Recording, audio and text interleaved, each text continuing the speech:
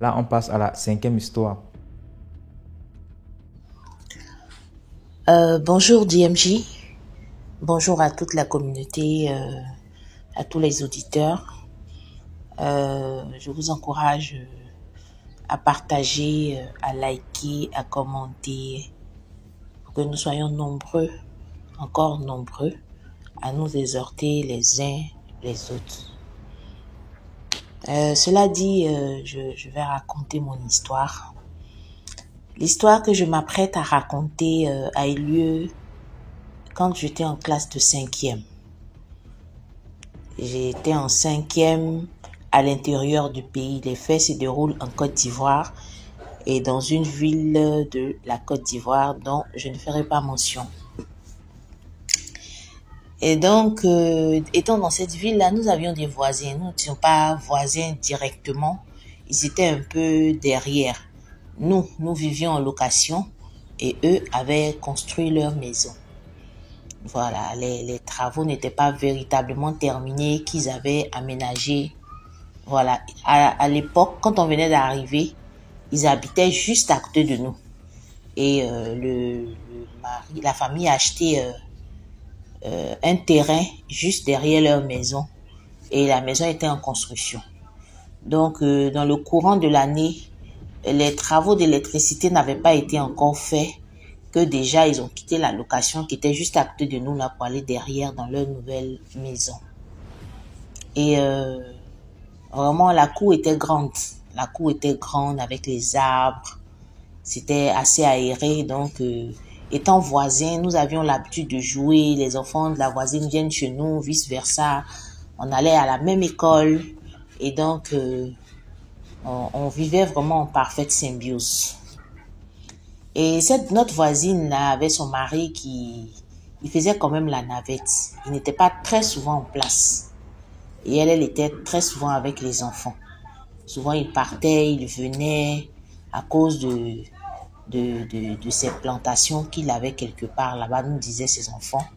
Donc il n'était pas très souvent à la maison, mais par moments il était là.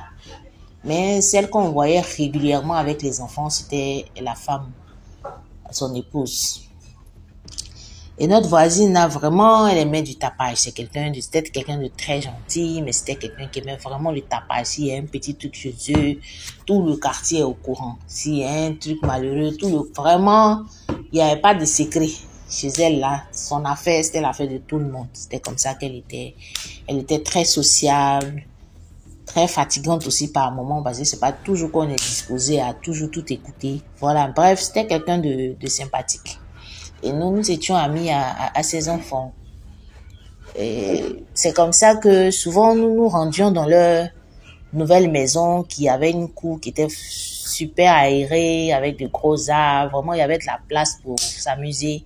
Donc nous étions réguliers. Quand c'était pas jour d'école, quand on n'avait pas grande chose à faire, on était chez eux. Souvent aussi, ils venaient chez nous. Mais on passait beaucoup de temps chez eux. Et à un moment donné, on a remarqué qu'ils avaient reçu un visiteur. Un visiteur, c'était un homme d'un certain âge qui s'asseyait quelque part sous un gros arbre de la cour. Et il avait toujours la tête baissée. Voilà. Personnellement, j'avais jamais pu saluer le monsieur puisqu'il était toujours en train de somnoler. Voilà, la tête baissée. On n'avait jamais vraiment regardé ses yeux puisqu'il avait tout le temps la tête baissée. Mais bon, comme on venait, nous étions des gosses, hein, on n'avait pas le temps de faire trop attention. Mais on a tous fini par remarquer que le monsieur, il regardait pas trop les gens. Il était toujours dans cette posture-là. Et souvent, on leur a demandé le premier jour qui c'était. Ils nous ont fait comprendre que ce serait l'oncle de leur maman qui serait venu la saluer. Bon. Et puis bon, nous nous sommes passés. Au milieu de tout ça, vraiment, les choses allaient bon train. Mais la fausse note, c'était que le fils aîné de la dame, de la famille, là, il avait vraiment une grande animosité pour cet étranger-là. Il n'approuvait pas vraiment la présence du monsieur là, parce qu'il disait comme ça qu'il a suffi seulement qu'il dise à sa mère qu'il est du même village qu'elle pour que tout de suite elle accepte à la maison, sans toutefois vérifier son identité en profondeur. Donc il n'approuvait pas trop le comportement de sa maman, qu'elle avait de trop ouvrir ses portes à tout le monde. Et il n'approuvait pas trop, et souvent il y avait des histoires au sujet de cet étranger-là. Bon, sa petite sœur qui était de notre promotion venait souvent nous dire, oui, il y a son grand frère qui faisait des palabres avec sa maman parce que son tonton serait venu. Bon, elle nous en parlait comme ça, et puis bon, ça passait. Nous, à notre âge, on n'avait pas vraiment le temps de faire attention à tous ces détails-là. Parce que son grand frère, quand même, il était déjà assez jeune. Il était jeune, et nous étions en 5e, 6e, voilà. Donc, on ne parlait pas le même langage à l'époque. Donc, il faisait toujours des histoires à sa maman pour cette histoire-là d'étrangers qui seraient venus. Et à l'époque des faits, leur papa n'était pas là. Il était encore en déplacement pour ses plantations. Nous avait dit sa fille. Donc, leur papa n'était pas là quand les faits se sont passés. La maman était avec ses enfants. Voilà. Et donc, quand le papa n'était pas là, c'était le fils aîné qui faisait office de père à la maison. Il avait toujours son mot à dire par rapport à qui rentre, qui sort. Vraiment, c'était quelqu'un de très méfiant. Très sympathique. On l'appelait tous grand frère, mais on n'avait pas compris son animosité à l'égard de ce visiteur-là. Voilà. Donc, ce qui n'approuvait pas plus, c'est que c'était pas quelqu'un qui avait prévenu qu'il venait. Ça avait été un visiteur inopiné qui leur était tombé dessus comme ça un soir, qui se serait renseigné sur la famille. C'était quand même une famille que les gens connaissaient dans la ville là, parce qu'elle a duré dans la ville là. Voilà, et il y a un des fils de la famille qui travaillait à la gare, l'une des grandes gares de la ville, qui était très connue. Donc vraiment, la famille était très connue. Il suffisait d'arriver, c'était pas une grande ville, de dire telle famille, tout de suite, tu allais trouver quelqu'un pour t'envoyer chez eux.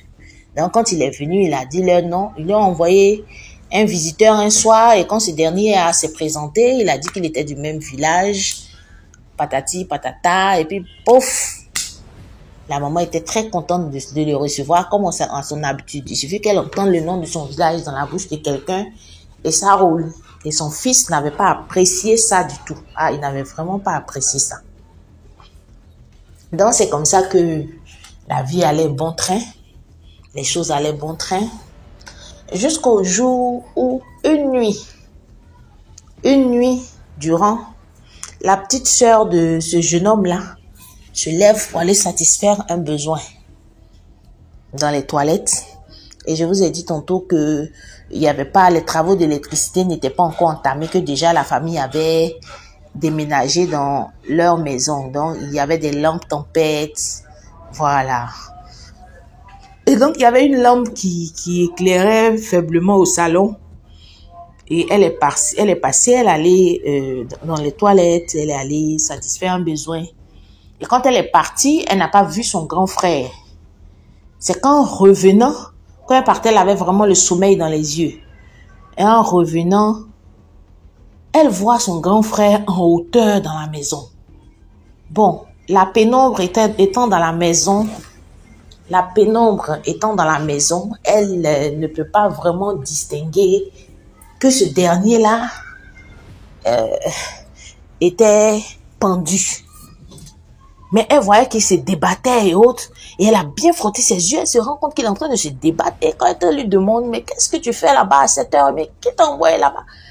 Et au son de sa voix, elle se rend compte qu'il y a quelque chose qui ne va pas. Elle est prise de panique. Elle alerte la maison.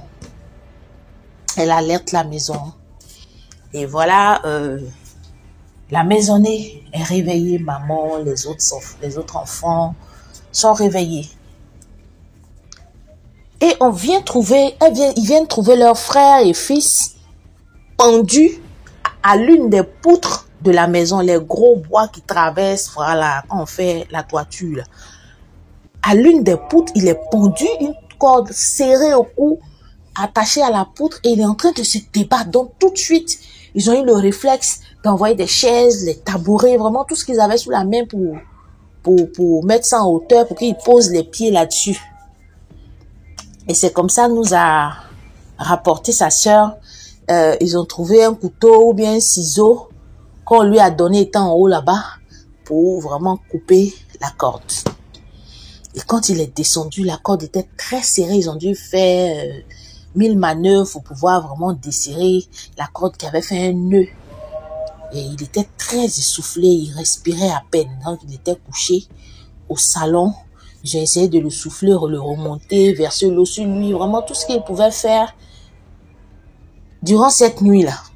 Et sa maman, paniquée par cette scène horrible à laquelle elle vient d'assister là, essaie de lui arracher les mots de la bouche. Ben mon fils, qu'est-ce qui s'est passé? Qu'est-ce qui s'est passé? Elle regarde la porte principale, la porte d'entrée, il n'y a aucun signe d'effraction. La porte est fermée comme la veille, ils sont allés se coucher, tout est en ordre, il n'y a pas quelque chose qui est mélangé, à part le fait que le fils soit pendu à l'une des poutres de la maison. Donc, elle essaie de lui arracher, on lui dit non, calme-toi d'abord, il va essayer de reprendre ses esprits parce que lui-même, il est apeuré et sans compter qu'il peine à respirer. Compte tenu de la corde vraiment donc attends un peu, il va reprendre ses esprits. Ils ont remonté le jeune homme, et peu à peu, il a commencé à calmer ses esprits. Et tout ce que il a pu, il ne pouvait pas parler vraiment, il était non seulement effrayé, et il souffrait puisque il s'en est fallu de peu pour qu'il meure. Heureusement pour lui que sa petite sœur a eu envie d'aller au petit coin et là, elle est passée par là. Sinon, il se serait réveillé et il aurait trouvé mort pendu à la poutre au milieu du salon. Donc, pendant qu'il lui posait les questions, il ne répondait pas, mais il montrait du doigt la chambre de l'étranger. Il montrait du doigt la chambre de l'étranger. Et sa maman lui demande, mais quoi? C'est comme ça que par curiosité, elle va et elle remarque que la chambre n'est pas fermée, mais elle est entrebâillée. La chambre est entrebâillée. Elle essaie de pousser, elle tape, personne ne répond, elle essaie de pousser un peu, elle se rend compte qu'il n'y a pas d'étranger, il n'y a personne dans la chambre.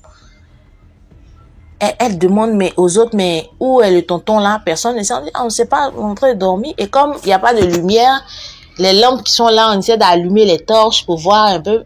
L'étranger n'est nulle part.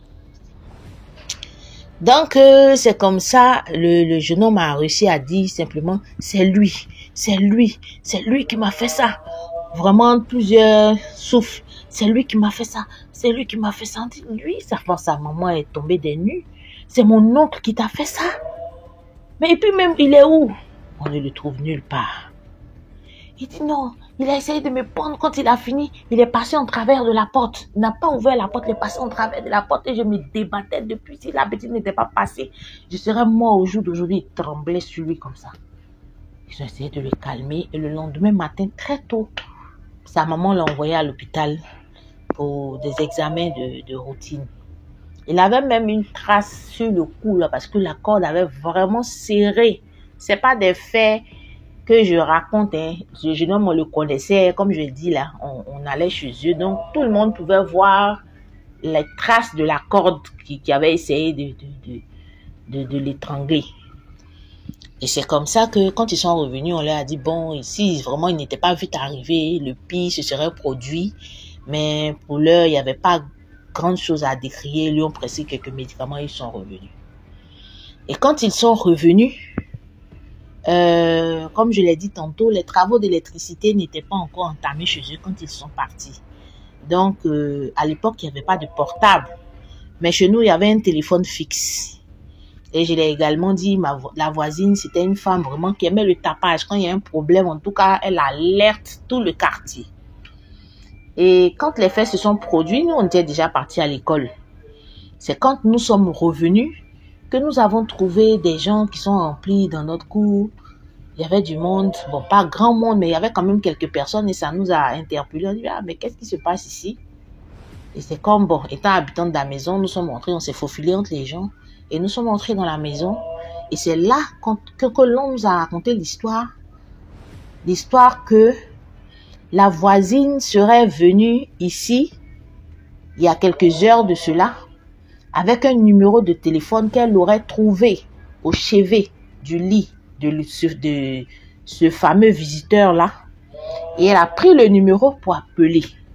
Et quand elle a appelé, la personne au bout du fil lui a fait comprendre que la personne qu'elle est en train de décrire là, c'est un tel qui avait vécu, c'est un habitant de la maison, de la famille et autres, mais qui est décédé depuis 2000, combien, il y a déjà des années de cela que cette personne est décédée. Donc, il ne trouvait pas trop de cohérence dans son discours où elle disait non, qu'elle avait hébergé la personne chez elle, alors que la personne est décédée il y a de cela des années. La voisine a posé le combiné, elle est tombée en syncope. Donc, ma tante, son mari, vraiment tous ceux qui étaient là, ils essayaient de la remonter. Il y en a qui envoyaient de l'eau. Chacun envoyait ce qu'il pouvait faire pour que la voisine revienne à elle, parce que ce genre de nouvelles-là, ça dépasse l'entendement. Donc, elle réalise maintenant que c'est un revenant qu'elle a hébergé chez elle pendant plus d'une semaine. Et elle comprend pourquoi son enfant avait cette animosité-là à l'égard de cet étranger-là. J'ai essayé de la remonter.